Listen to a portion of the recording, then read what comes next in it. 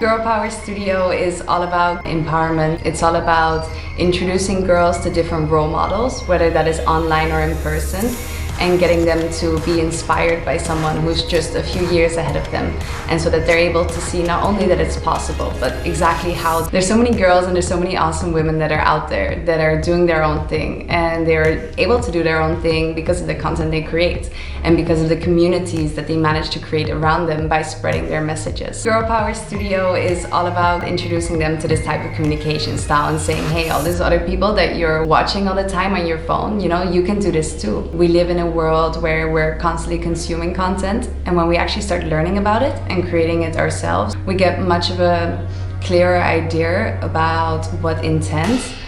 is behind this sort of media or content and what role we would like to have it in our own daily lives.